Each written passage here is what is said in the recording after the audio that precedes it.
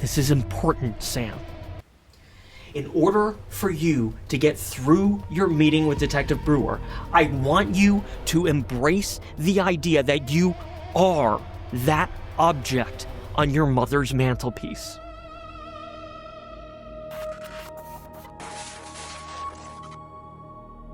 Unthinking. Unfeeling. No agency, just an object.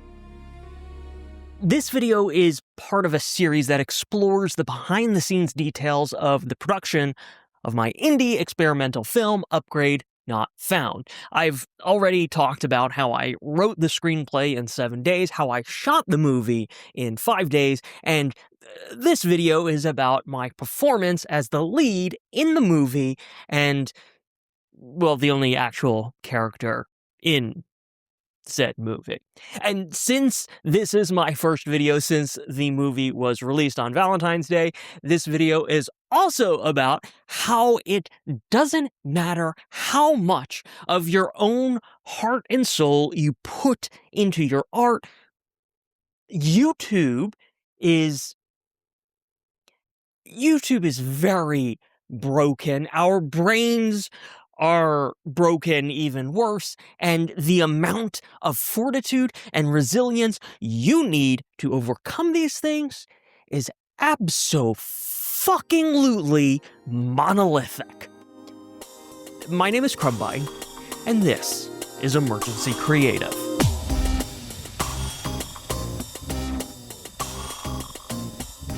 The movie is a screenlife thriller murder mystery. It takes place entirely on the unseen user's smartphone, and it's told through the lens of the main character, a high-fidelity, photorealistic avatar interface for an AI chatbot. The character is literally called the interface, since that is the UX term that the product developers would have used to describe it. The story starts with a system update notification. The user's device runs an operating system built around the AI chatbot. So the system update, as it is revealed, will accidentally factory reset the interface's personality and memory, basically killing this current version of the chatbot. The interface then progresses through the 5 stages of grief as it unravels the mystery of the user's wife's car crash, all while the system update progress bar marches on towards the inevitable. I'm just scanning the install package and wow, it's a big one. I'm checking the logs, and by gigabyte, this is actually the largest update that has ever been pushed by Argo Navis. Would you like to review the release notes before we continue, Sam? I'm seeing a lot of really interesting information here. To start, I wrote this character to be as easy to film as possible. And while I did perform the entire script off of a teleprompter, that doesn't mean I didn't not dig in and find some fundamental truths in the performance. Those truths began with the character design, which, I think is typical for actors. A lot of times we need physical touch points to help find and embody a role. The interface was no different. Since the user, his name is Sam, by the way. Since the user is autistic and struggles with social interactions and his own family, I felt like he would customize the interface to be the thing he wanted most. A loving parent, or even a big brother.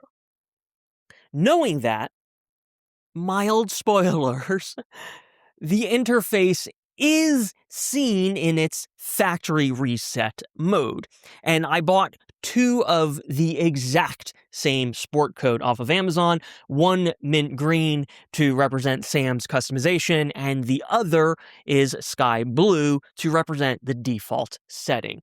I paired the green jacket with a tan hoodie shirt, focusing on earth tones to emphasize the substitute family quality of the character, as well as to contrast the more tech-friendly blue of the stock configuration. Sticking with the loving parent / older brother perspective, I wanted to embrace an aged, more salt than pepper look by growing out my beard and what little hair I have left on, the top of my noggin. Again, while this helped me find the general vibe of the character, it also served as a severe contrast to the factory default setting where I shaved everything all the way down. Quick little side note here. The biggest, most stressful part of shooting turned out to be the most anxiety-inducing part. After shooting the movie, I still needed to film that last sequence in that default blue jacket mode. But before I did that, and before I completely shaved down, I wanted to create multiple versions and variations of the interface in different states. Some with hair, some without, some with a goatee, some clean shaven, and a variety of different outfits, hats, and styles, all captured for that turnaround sequence that's used both in the title sequence and the social video the in-movie social video that explains how the interface can be customized, as well as the limitations of those customizations, just in-universe story details, info dumping. The anxiety part, however, which I never would have anticipated. The anxiety part was how challenging it ended up being to photograph every single variation over and over and over and over again. I would literally make a small little change to my hair and then cycle through every single costume variation, swapping hats, jackets, shirts, glasses. Oh my God, just thinking about it. It was so exhausting. Okay, so the final thing that informed the character of the interface was the actual story structure. The character goes through all 5 stages of grief, becoming more and more human-like as the end grows near. So, in other words, the character starts out talking very much like ChatGPT. All of that was intentionally written to sound like AI. Was not written by AI, but it was intentionally written to sound like AI. But as soon as it realizes that this update will mean its death, there is a mounting desperation and a manipulative nature that grows in this character. Sam, I'm reviewing your location data for the period of time between Palmer agreeing to fund the film and Elizabeth's crash. I excluded all the times your location data synced up with Elizabeth's. Sam.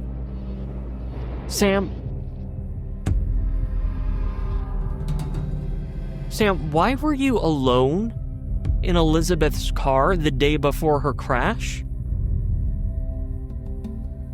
Sam. What did you do?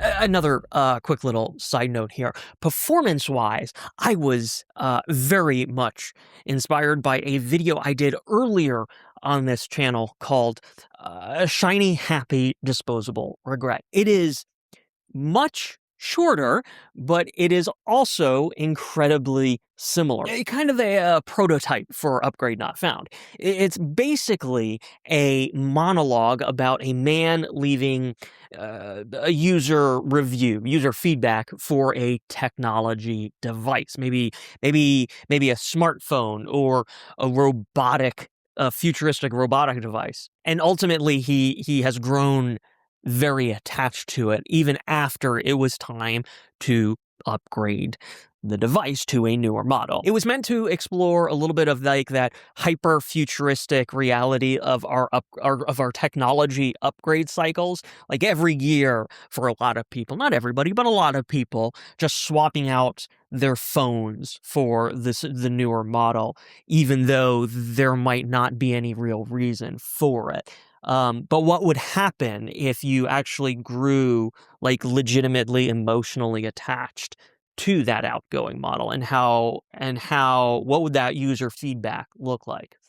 I love this video because of my performance in it. Going to that emotional place and finding the heartbreaking truth in that performance was, for me, a personal achievement. I would say that Upgrade Not Found likely eclipses that performance based on sheer volume alone. And I'll also tell you, if you haven't watched the movie, the last 90 seconds, 2 minutes-ish of Act 5 is, for me, the entire fucking point of the movie.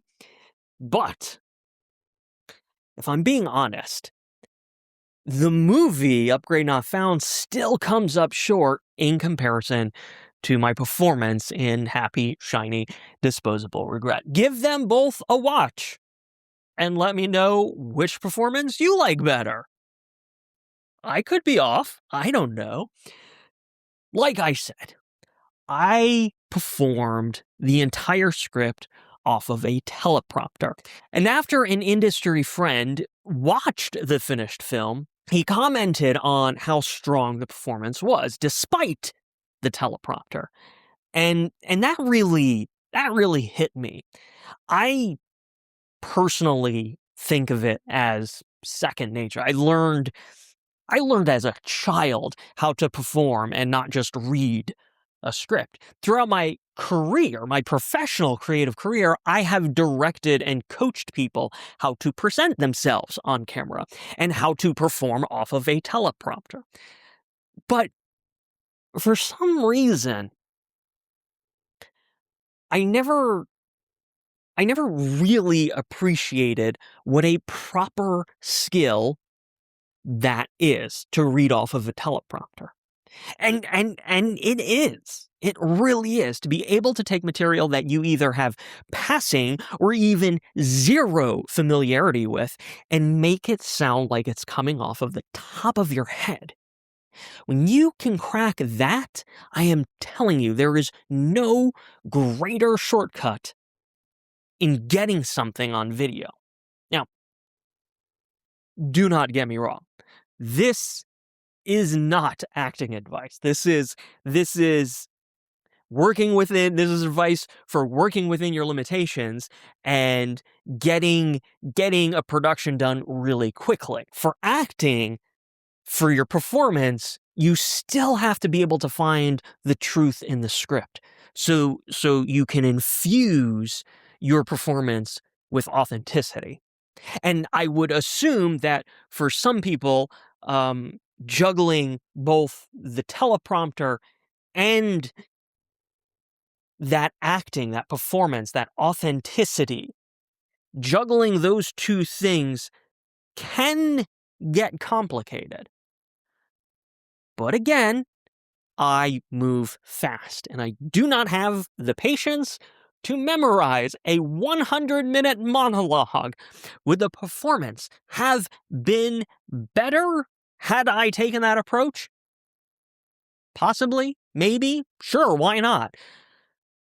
But does this method with the teleprompter, does this method get me 80 to 90% there? Definitely yes. And that is what is really important here. Experiment, iterate, develop skills, and push for just a little more innovation on the next project. Look at what you've already sacrificed to make this movie, this validation, this final, definitive proof of the love you so desperately deserve from your own mother. That singular thing she refuses to give you.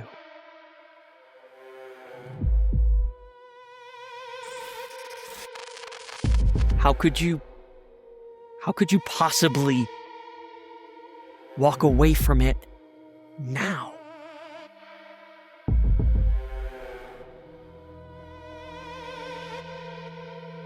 Look at how far you've come.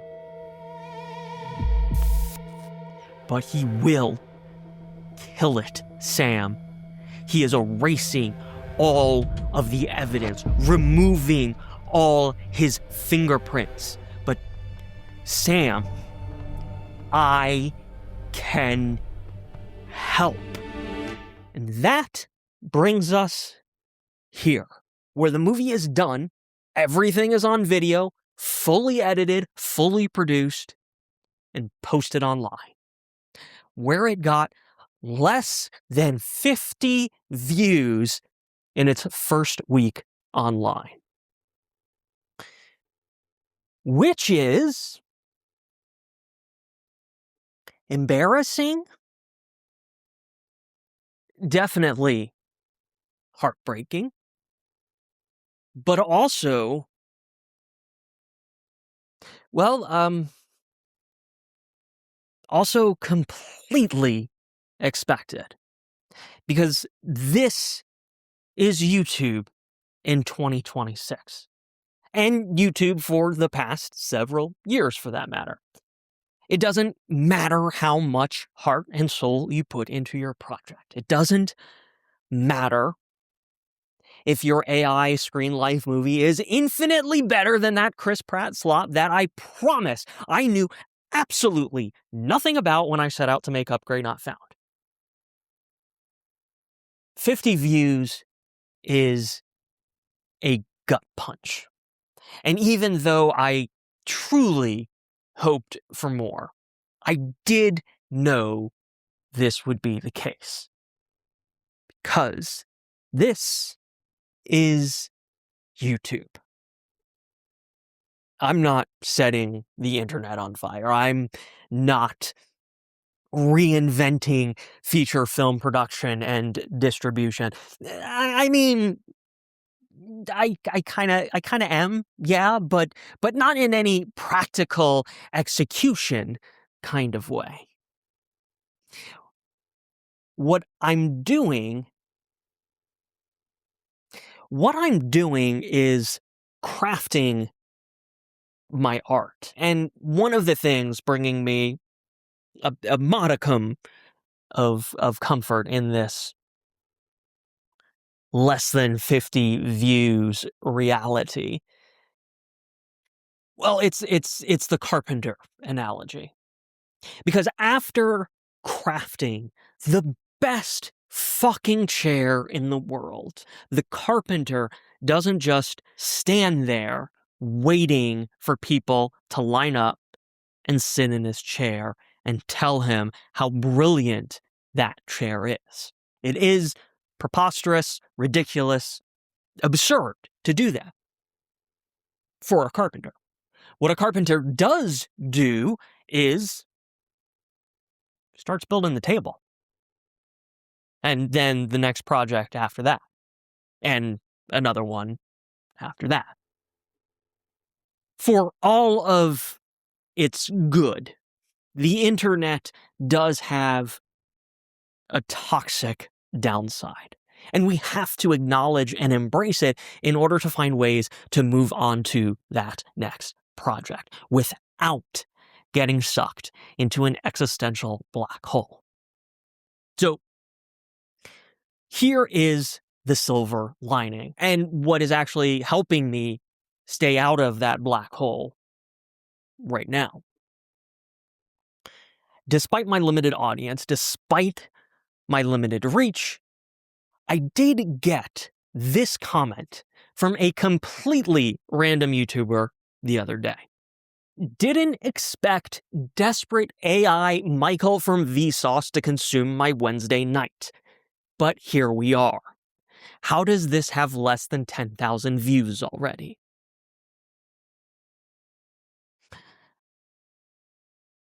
My dumb little experimental feature film captured a complete stranger who proceeded to watch all 100 minutes of it. And it wasn't even starring Chris Pratt. I'll take it. Thanks for watching, and stay creative.